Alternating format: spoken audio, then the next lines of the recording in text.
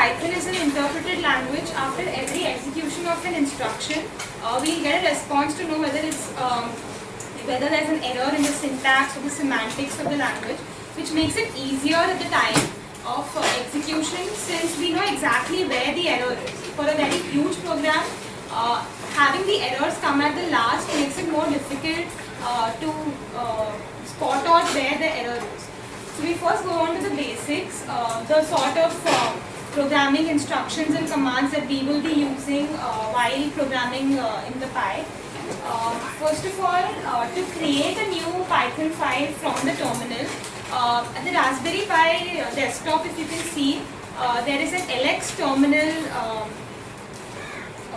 given, which will be like a black box. Everyone can have a look. LX terminal. So if you double click on that, it will open the terminal. So within the terminal, I think you will be having something given as pi@Raspberry Pi. So that is where you start your programming. You can either do the programming through the terminal this way, or else like we have Notepad in Microsoft Word or Microsoft Office. You have a LeafPad in the Raspberry Pi, so you can do it via that. So we are doing it by the terminal. So to do by the terminal, we first type nano file name. So whatever your file name, followed by .py. .py indicates that it's a Python file. So the interpreter will understand that the language is Python. And then you press enter, which will open your text area for you to write down the program. Now, few of the basic commands that we will be using in Python is the print command. So the advantage of Python is that it's more of commands and less of syntax. So there's not much of syntax involved, unlike C, which is a very syntax-oriented language. Whereas Python is basically like what you say is what you sort of write. So instead of writing a long statement like in C or C++, I would write printf and then a lot of ampersand sign and all of that. To avoid that, it's just like writing simply print hello world in brackets. Whatever you want to display, the string will be here. So that is your basic to display anything on Python. The next we come down is to the iteration, which is the for loop and the if statements. Now we're going to use the for loop and the if statements quite often, because for the LED programs to test out, after a particular time you want to blink the LED, so you might require a for loop for that. So now the syntax of for loop is a little slightly different from that. Yeah. Is it a Python 2 syntax or Python 3? It's a Python 2, 3, it's the same. Not much of Because the print statement is the Python 3 syntax. Python 2 has just print and then the code. Yeah, Python 3 has the braces, but not much of a difference. Does support both the syntax? Yeah, that's all. So, indentation. So, in all the for syntax is for I in the range of 10. Now, range.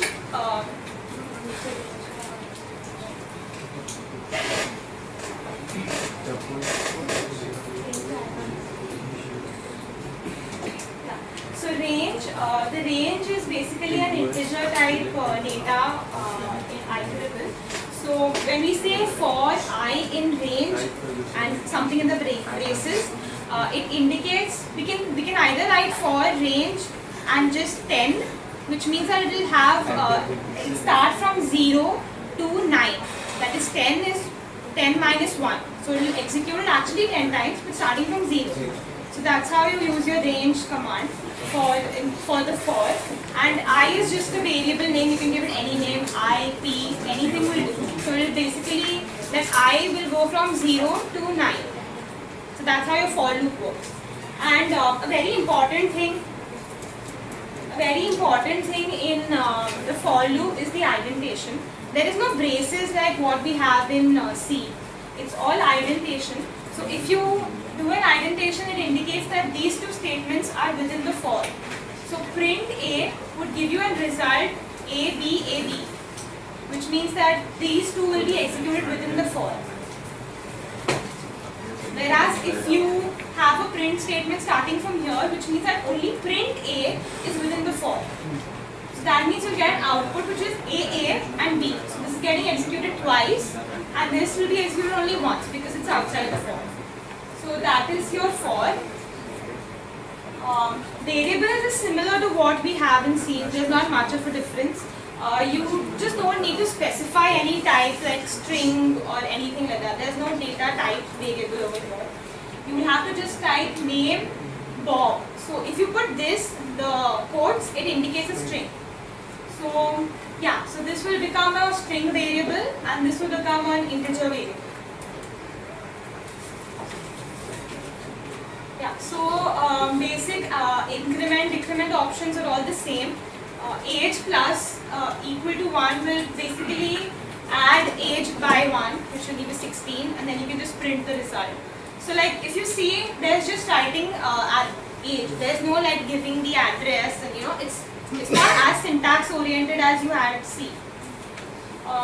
So commenting in Python is just using the hash symbol for a single line and using a triple quote for a long list of quotes. So that's the difference. Lists is what is comparative to arrays in C. Lists, the way of defining lists is using square brackets and writing a list within that. We can also use lists in your for loop. You just need to give the list name over here, and it'll take each value. So there will be 1, and there will be 2, and there will be 3. So then, and you're printing out the result. This is what the result will look like. You can also do it for strings. So if you have a string, we had named it earlier, say name is equal to Bob. So it'll take the for loop for B first, O, and then B again. So for that, you'll have to just write for whatever in range. Instead of in range, range will be replaced by the string name or whatever name you've given to the string. Yeah, so this is what it is. So you have to just put the name of the string within that.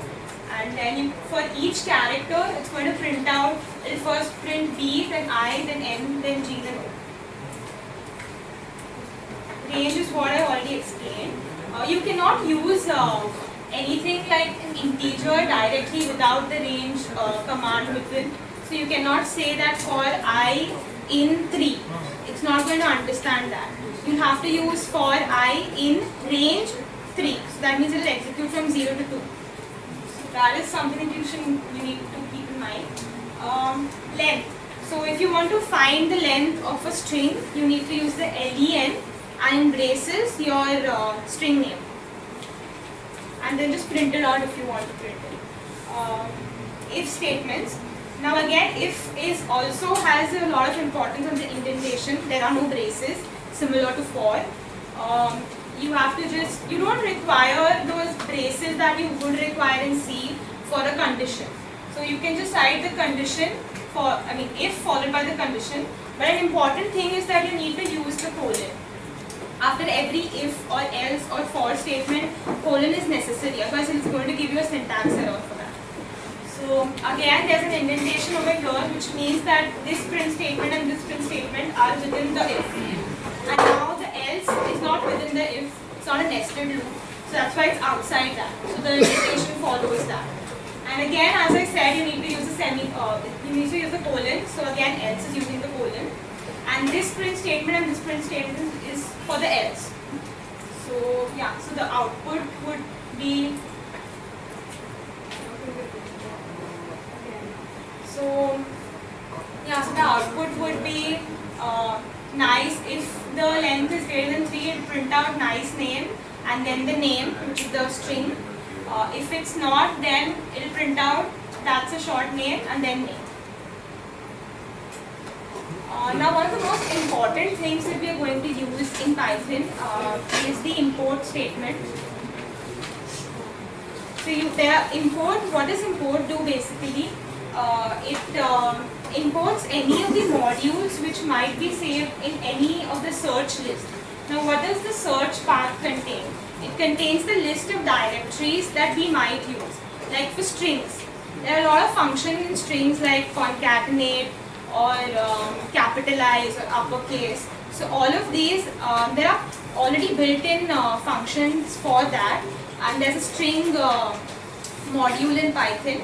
So if you want to use those, you need to import them from the search bar. The search bar will have the directory of your string, which contains all your functions for the strings, like capitalize or uppercase or all of that.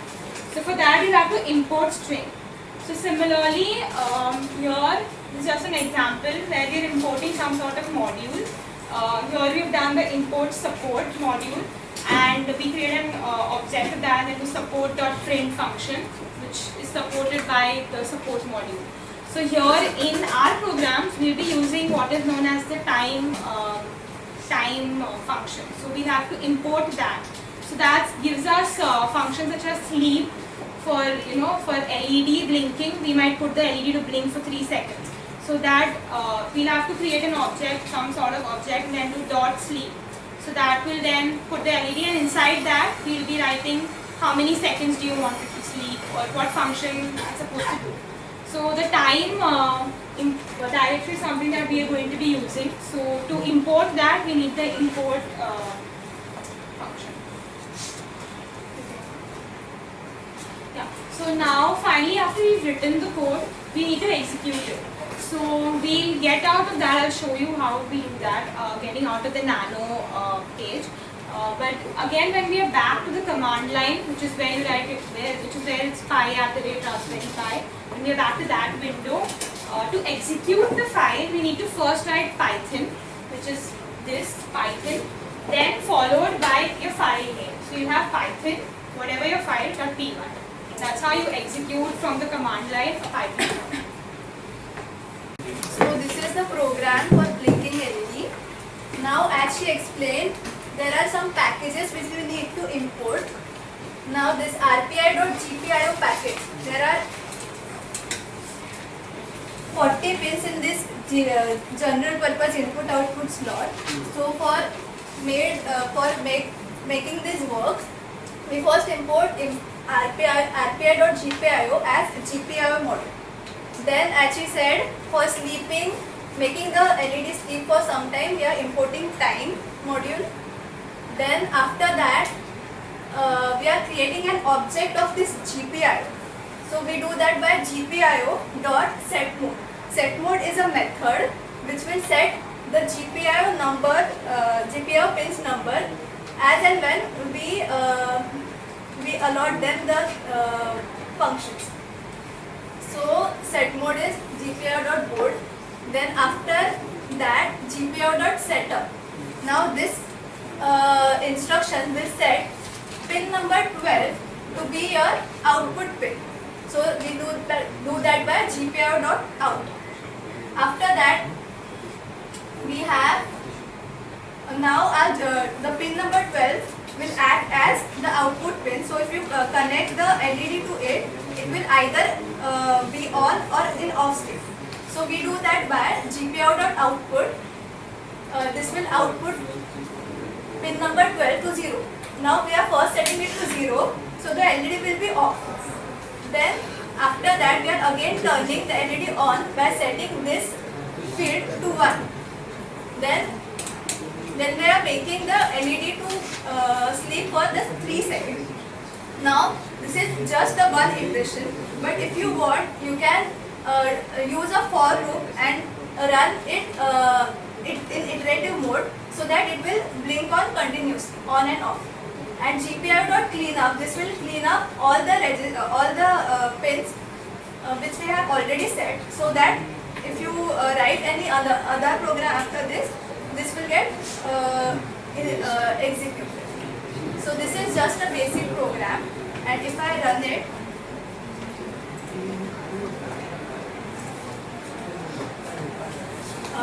Python.py, LED.py. Have a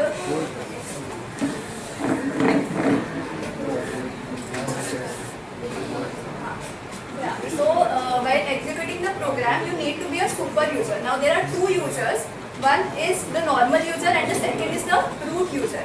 By doing by going to the root user, you can execute all those commands, all those programs and commands which actually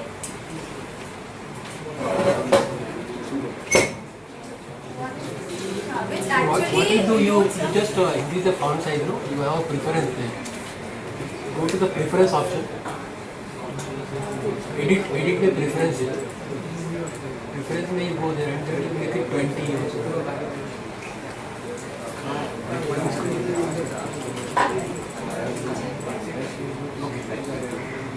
Now you can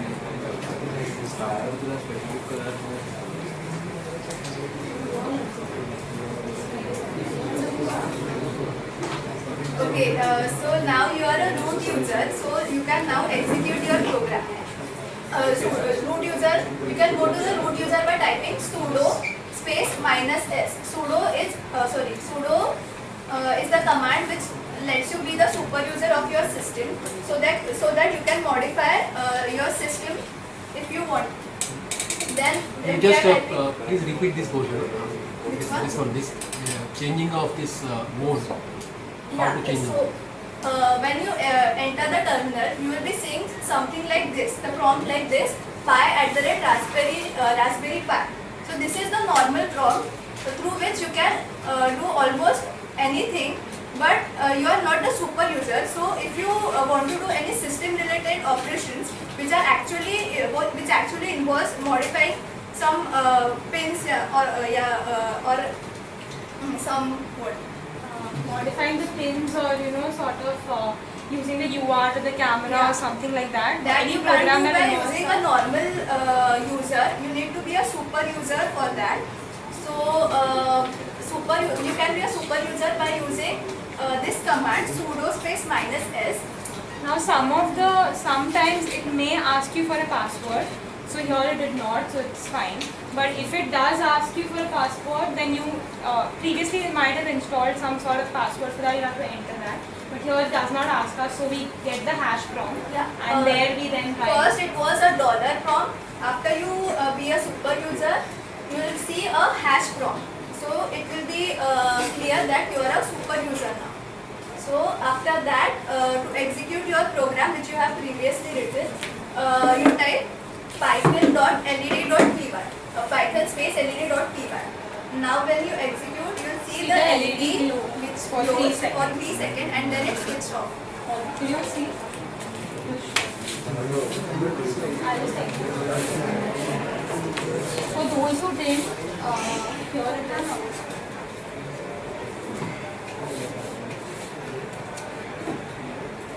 So I've set a timer for 3, so it will go for 3 seconds and then it goes off. Now you can change that by going into the program. So I can again go to the program by using nano, which is what we said. This is the program. So if I want to say increase the time for which I want the LED to be on, I'll go to sleep and change the time.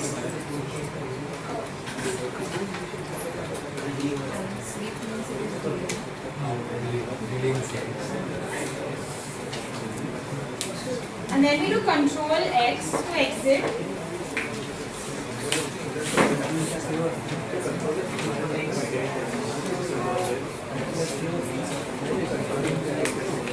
So I do Control X to exit. And it'll ask you whether you want to save the changes. So yes, so we say Y and enter. So now the LED will be on for a longer time. So it will be on for 10 seconds, after which it will go. So that's how you can try basic programs. You can put this in a for loop and then try an LED blinking program. So that you can do in the second part where you can get hands-on and do it practically. So now we'll also show you the UART, which is the receiver and the transmitter. Do we have the option for fractional second, 0.5 second like that? No, I don't think so. We've not done that, but I don't think we do have it. Since it's a syntax oriented, it specifies the type which has to be inputted, which is int.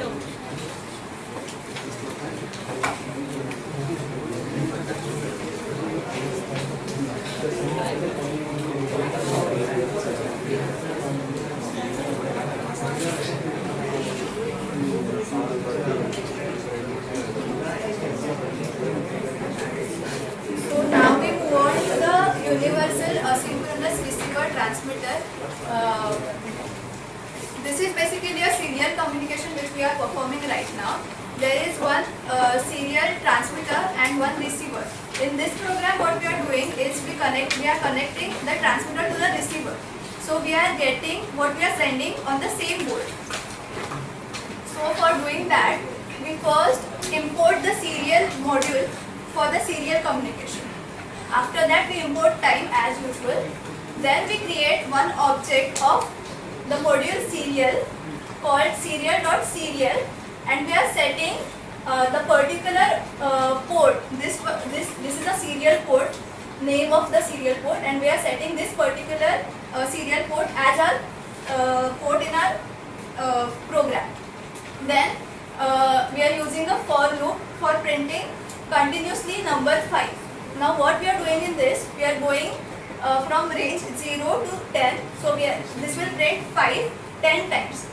Now we are using SCR which is the object which is created previously.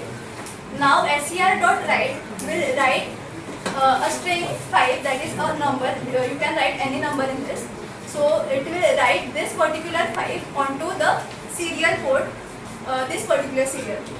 Then the read command scr.read will read this particular element, that is 5, from the serial port.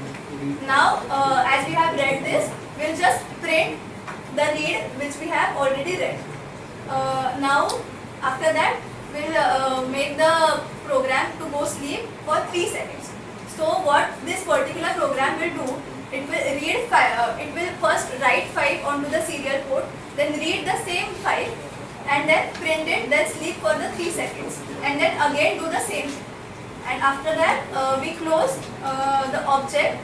So after all the program is performed, the object will be closed. So in the GPIO pin number 8 and 10 are your transmitter and receiver for the UART. Now what we are doing here,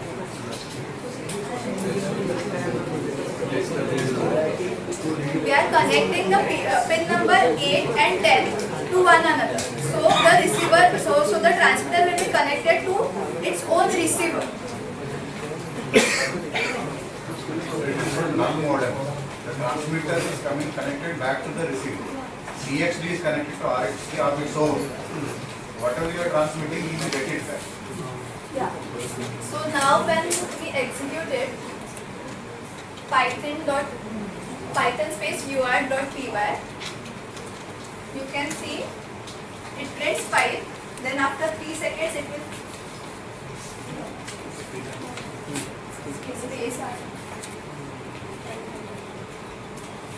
like this. It will print for 10 times after every 3 seconds.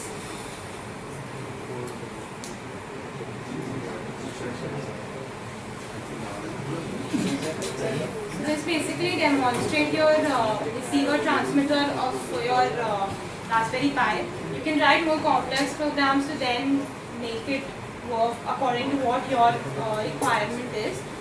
So yeah, these are the basic 2 programs that we would be demonstrating. The next is using the Raspberry Pi camera, which is called the Pi camera. This is something that is provided with the Raspberry Pi. So it looks something like this. This is a small camera similar to which you have on your cell phones or something. It is a 5 megapixel camera, and this is obviously a connector. There is a connector here after the HDMI cable. There is one rectangular connector which is used to connect the camera. Now,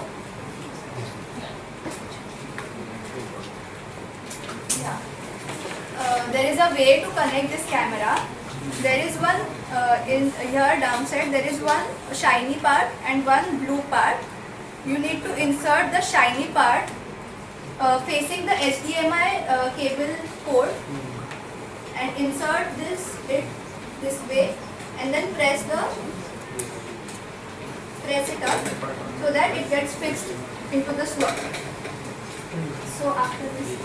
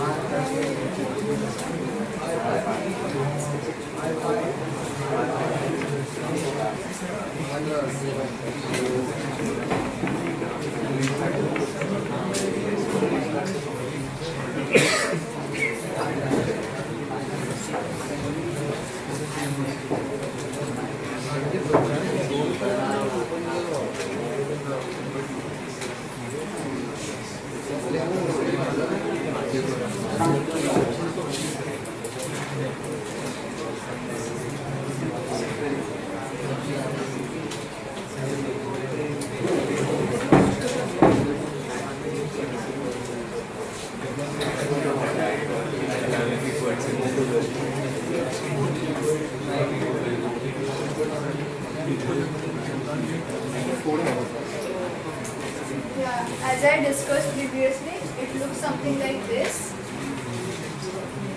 And the shinier part is toward the HDMI port.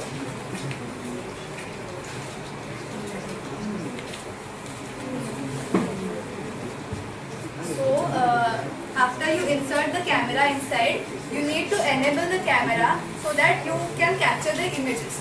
So, you do that by open the terminal and type sudo, become a root user, super user, and type sudo raspi-config. This is to configure your system, and then when you enter, you will see something like this. It has many options, but we will see just the camera option. Camera, here it is written enable/disable the camera support. Now when you click enter by going to this particular statement, it will ask you if you want to enable your camera or disable. You go and click enable, and after that click on finish.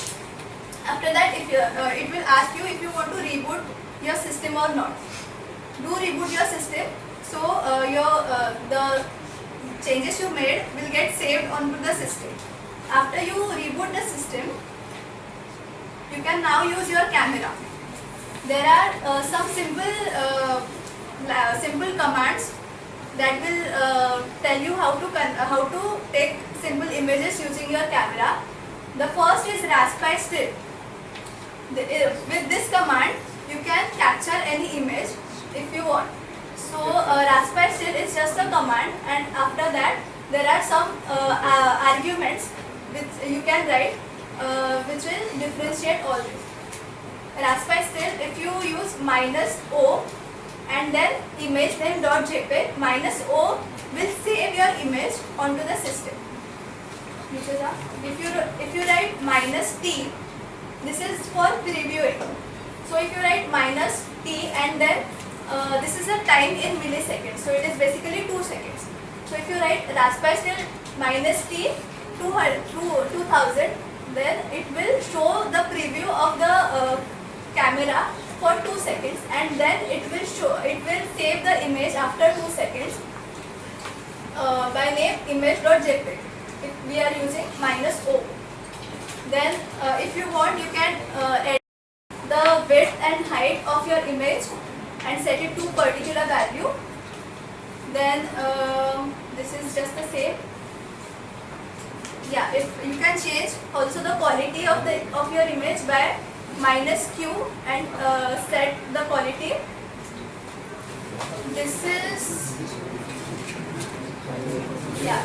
sets the coordinates of your image. If you want your image to be in the particular area on your desktop screen, you can specify the coordinates on your screen, succeeded by -p. Then if you want, this is by default it will save a JPEG image, but if you want, you can also save it as a PNG image by editing the compression mode. So you can do that by -e and set it to PNG. So it will now save your image in PNG format instead of a JPEG format. And you can it also supports various effects which you can give to your image. You can do that by -i effects and set it to any of the effects which are already given, like emboss, which will emboss your image and show it to you. So this is just to give you a basic idea.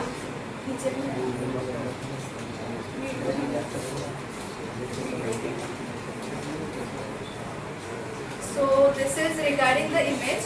You can also take a video, but usually a videos are in the format of .mp4. But here the format is a bit different. It is .h264. This is by default format of your camera. And if you write, there is a instruction called Raspberry bit. You write Raspberry bit, then -o is for saving your video, and you write your file name .h264. The video will get saved by this extension to the particular folder which you are in. This is the same. -t will preview that video for now 10 seconds, 10,000 milliseconds. So this is just the basic thing.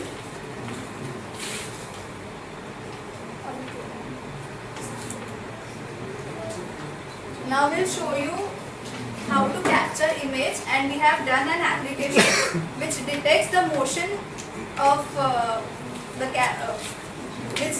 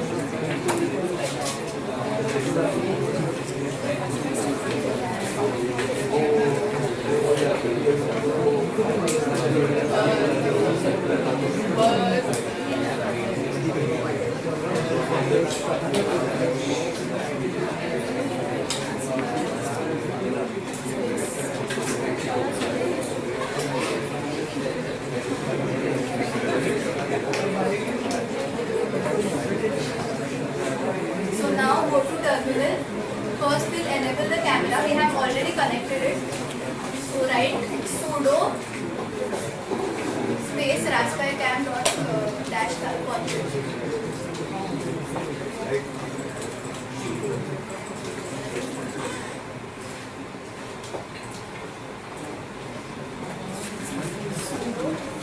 Space raspberry cam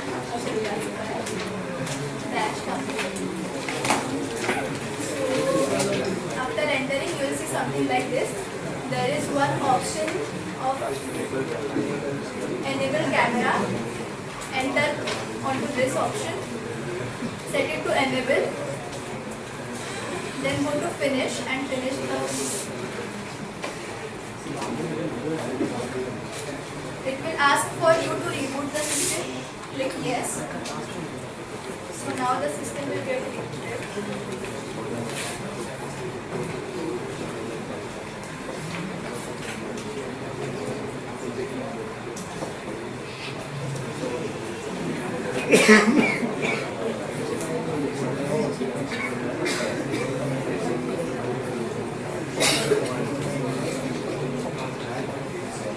What's the resolution of the camera? 5 You mm. can basic is that. But if you want, you can set your resolution to the desired value. Like when you capture any image, you can set the resolution. There is one command in Python, and you can capture the image using various resolutions. Maximum can be 5. Maximum.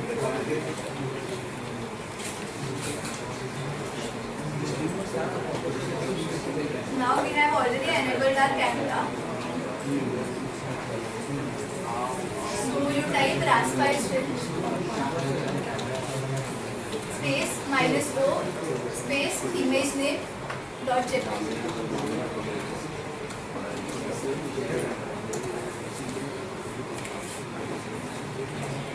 So this is a problem that means that your camera has not been connected properly. So if the connection is not fine, then you get this error.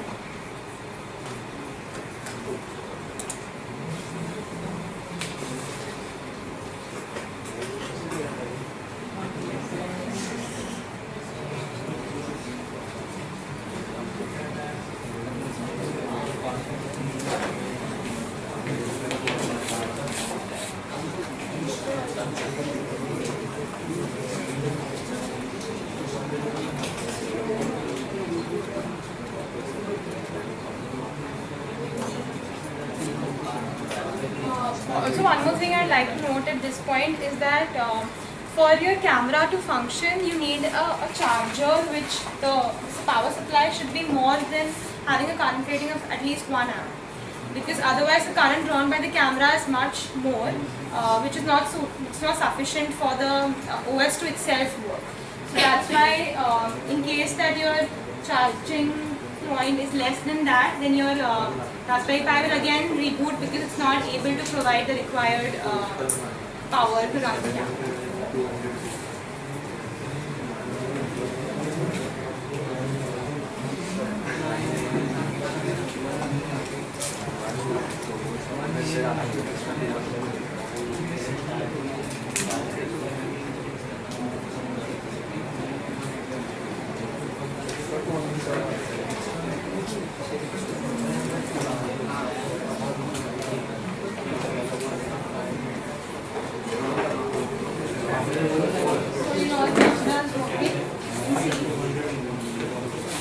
And it's captured the image which will get Here saved. we did not go to sudo mode.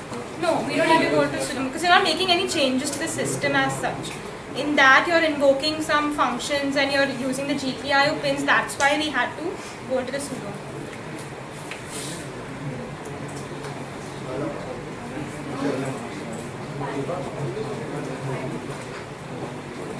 So this is the hello file which has got saved, the image. So you can see the image. So similarly, we can also use the video by using the Raspberry grid. But the thing is that we don't have anything that can play this application. So we can just show you the demonstration of the video through it. What is the default path here from where you have taken the image? From the home directory.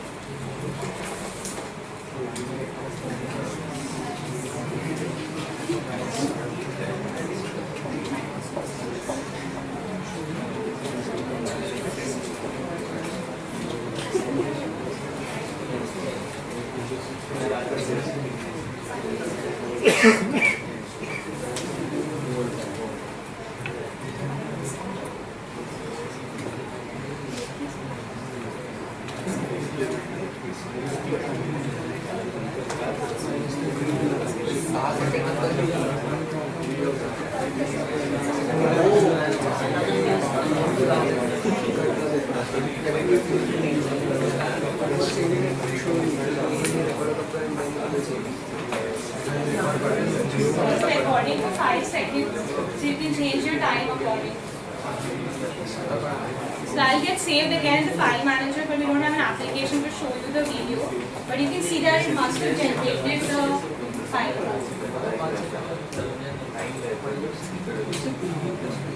See, so the grid H24 file has been generated, 264, but we cannot demonstrate because there's no application to demonstrate it right now. You can download any video viewer and check the file. VLC will do VLC? Sorry? VLC will do I guess VLC won't do. So we've not tried it, but DLC is more suited for your, it should play because it's a Linux operating system, so it's Debian only, so it should play, but we've not tried it as such.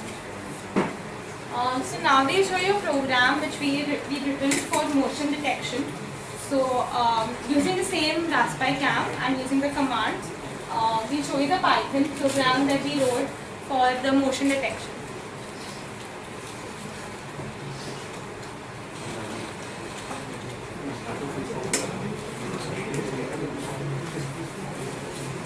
So this is the code. We first import the IO, that is input output, camera. Pi camera has various inbuilt functions which lets you process the image which you capture from your camera. We'll see specifically we'll see afterwards. Then we've got this is one variable which we are setting it to true. We are creating an array of images. The algorithm goes this way, that we are capturing a series of images. We are comparing the two consecutive images for their pixel differences. If there are any pixel differences, it will show that the consecutive images are changed by this much percentage. So this is how we detect a particular motion using this program. So for that we are creating an array of images using this images is equal to braces. We are not inserting any images previously because we are going to capture it on the real time. After that we are setting color offset to 50. What offset does is consider one color is black and another is white. So if you want to differentiate between those two colors, there is one intermediate color gray. So if your this offset value is higher, then you can just differentiate it as a gray color. But if your offset value is low, you can differentiate it as dark gray or light gray or gray. So you have more values between the particular range of values. So we are setting it to 50 for this program. After that we are using a while loop, and then we are continuously scanning for the images. Then with Pi camera as camera, we are operating this particular camera as the camera which is given in this particular model. We are setting the resolution as sir you asked. To set the resolution, it can be set as this is a particular object. We are using this object dot resolution, and we are setting the resolution to a particular value. In this case, we are setting it to a low value so that the comparison between two images will not take much time. If you have a higher resolution, the pixel size is less, so you have more pixels in the particular frame of image. So the comparison will take a longer time. Then we'll use start preview, which will show the images as and when we capture the images. Then we will capture the image using dot capture, which is a function of the Pi camera module, and you will give it a name or stream, and format is JPEG. After that, Stream I am not understanding. What is that? Stream? sorry, Stream is what? it is just a name which is given to the image. And that stream equal to IO dot bytes, IO that function. First one dot. Yeah, to byte. this one. It's basically taking the input. So you are having a file and you're comparing that, but you need to store it somewhere in another stream, in another image file. So for that we are having stream which is io.bytes.io, which will take the input file and then do the comparison. So that is what we are then capturing stream and then formatting that to a JPEG. So the format you can specify whatever you want, and stream will be your the stream of images, because we're comparing consecutive ones, so we require a stream. That's it. So there will be we are comparing consecutive two images. So for that we are using an if-else loop. The length of the images, that is the array, if it is not 2, so that means it has got no image or just one image. So it will append the next image which will be captured and store it in the array. If the image size is 2, so that indicates the array is already full. So what we'll do, we'll set the image 0, that is the first image, to image.openStream, which will open the next image to be the first image. Then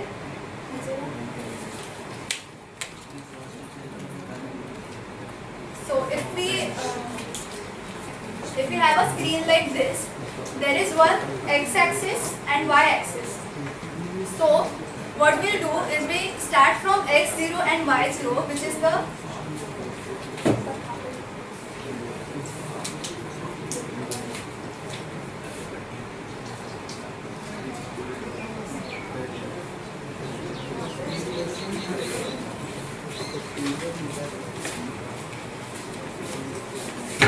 So if your image is something like this is your x and this is your y.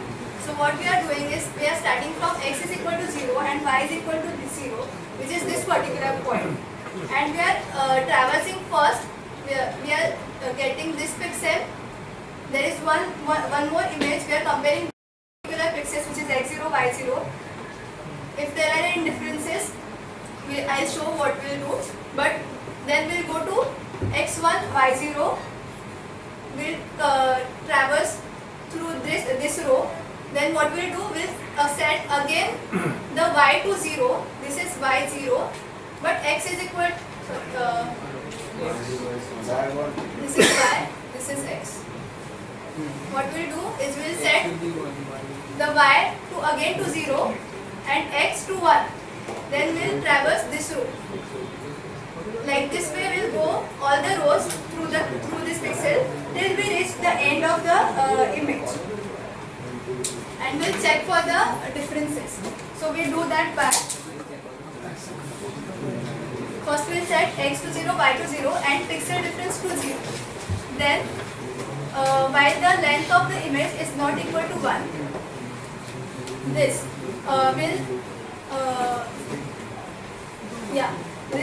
this particular thing will get the size of your in your x direction.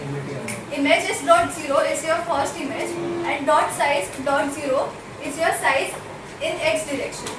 So it will return the size in x direction and will execute this loop till the size is less than the particular size of your image. This particular instruction is same thing. Images.0 is your first image and dot size 1 will return the size in your y direction, and you will execute this loop till your y coordinate is less than your size. In this loop, what we are doing is image 1 will get pixel will return your pixel in RGB format. So this is one instruction, get pixel in XY. So it will return now first thing, x is now firstly 0 and y is 0. So it will return pixel of x0, y0, that particular pixel, and it will get saved in image 1. After that, what we are doing, image 1 will contain will be an array of 3 entities, image 0, image 1, image 2, which will be R, G and B value of your pixels. You are adding those RGB value and storing that particular value in a variable called var. Then what you are doing is getting a next image, that is, this is for second image and this is first image. Images.0 and images 1. You are doing the same thing with the second image. You are getting the pixel firstly of x0, y0. You are adding the RGB values and storing it in value 2. Now what you are doing is you are subtracting value 2 from value 1. Here you are taking the absolute value. You are subtracting those two values. So you get the difference between the pixel values of the two pixels. So now, as I said, if the PD, that is the difference, is greater than the offset. Offset is the minimum amount which you can detect. So if it is greater, then your difference will get incremented by 1. So this will first run for the x values to go from 0 to the image value, highest pixel of the image. Then you will increment the y to 1. After you traverse all the values, that is the first row is over, you will set the you will increment x by 1 and you will again set the y to 0, because here the y will be 0 but x will get incremented by 1, and you will do the whole thing again. showing this whole thing, what you'll end up with is the difference of the total image. So you can display the percent change in the image by using this difference into 100 upon the multiplication of the size, that is the total area which you have for your image, the difference upon the total area into 100, and you can show the percent change using this command, print str change and percent change. We use the str because the change is in the integer format. So since you have to display it in a string format, we write print, then a type conversion from int to string to display it, and we use the plus sign to display any additional string that you have. So for anything, that if you want to display a float variable, then you have to use str and the variable name, except for a string where you can directly use the quotes.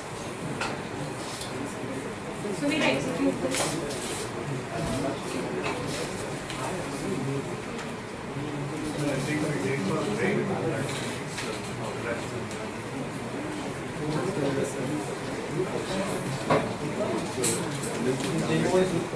Okay, just quickly do the demonstration. Fine.